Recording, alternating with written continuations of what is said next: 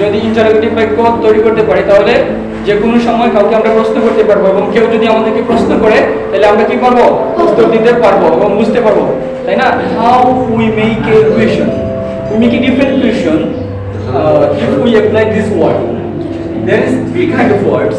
The first word is interrogative word. How, when, what, who, where, which.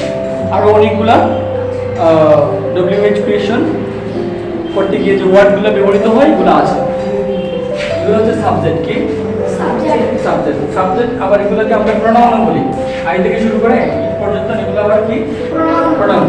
শুধু main কোনো সময় pronoun হতে পারে না, শুধুমাত্র I, we, you, they, he, she, it এগুলো কি হয় প্রোনাউন হয়। কি হয় প্রোনাউন হয়। তোমাদের কথা বলতে হবে, ঠিক আছে?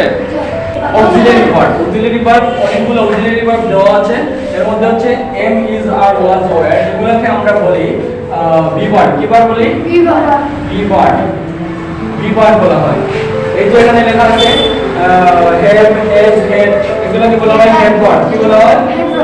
Have verb. আর ডু, ডাজ, আর, ডিড কি ভার্ব বলে? I repeat once again, there is three kind of words. The first word is question word and the second word is subject. There is many subjects there, and the final word is auxiliary verb. You know auxiliary verb is helping verb. We call helping verb. So there is many helping verb there. I hope তোমরা এগুলা বুঝতে পেরেছো এবং ওইগুলো দ্বারা এখন আমরা কি করব? বাক্য তৈরি করব। কোন ধরনের বাক্য তৈরি করব? কোয়েশ্চন মেকিং, তার মানে ইন্টারোগেটিভ বাক্য তৈরি করব। যে স্ট্রাকচার তোমরা দেখতে পাচ্ছ ওই দুটো স্ট্রাকচার দিয়ে তোমরা যে কোনো মানুষের সাথে কথাবার্তা বলতে পারবে এবং প্রশ্ন করতে পারবে। আর এই দুটোই হচ্ছে যে প্রশ্নের স্ট্রাকচার। অর্থাৎ আমরা যদি বলি তুমি কোথায় যাচ্ছ, তুমি কি করতেছো, তুমি কি খাইতেছো, তুমি কি বলতেছো, তখন আমরা এই স্ট্রাকচারটি বলতে পারবো। এটা হচ্ছে একটা প্রেজেন্ট কন্টিনিউয়াসের স্ট্রাকচার। অর্থাৎ চলমান কোনো বিষয় হইলে বা কোনো কিছু হইলে বা ঘটলে তখন আমরা এই স্ট্রাকচার দিয়ে প্রশ্ন করতে পারবো। যেমন এখানে লেখা আছে ইউ আর গোয়িং, তুমি কি যাইতেছো, সরি আর ইউ গোয়িং, তুমি কি যাইতেছো, প্রশ্ন হইছে না? ওকে, তাহলে পরের স্ট্রাকচারে কি লেখা আছে? পরের স্ট্রাকচারে লেখা আছে যে আর ইউ সালাম, তুমি কি সালাম। একটা স্ট্রাকচারের মধ্যে আমরা ভার্বের সাথে আইএনজি দিছি, আর একটা স্ট্রাকচারের সাথে আমরা কি দিছি? নাউন দিছি। তার মানে বিভিন্ন ধরনের সেন্টেন্স হইতে পারে প্রশ্ন উত্তর, তাই তো?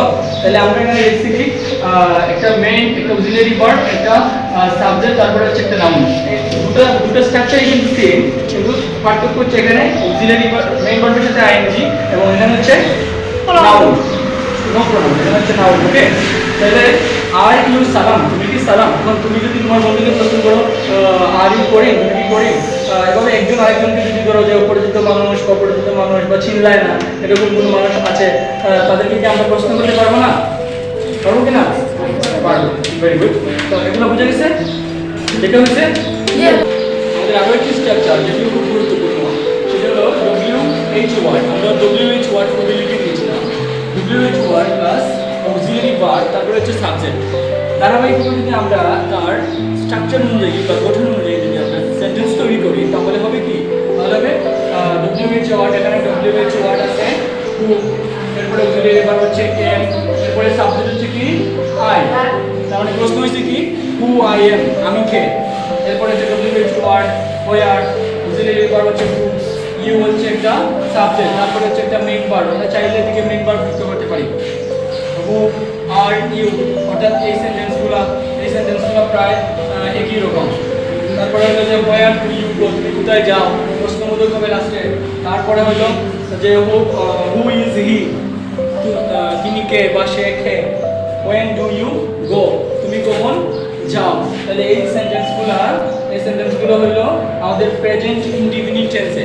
কোন টেন্সে প্রশ্ন করা হয়েছে? প্রেজেন্ট ইনডিফিনিট টেন্সে।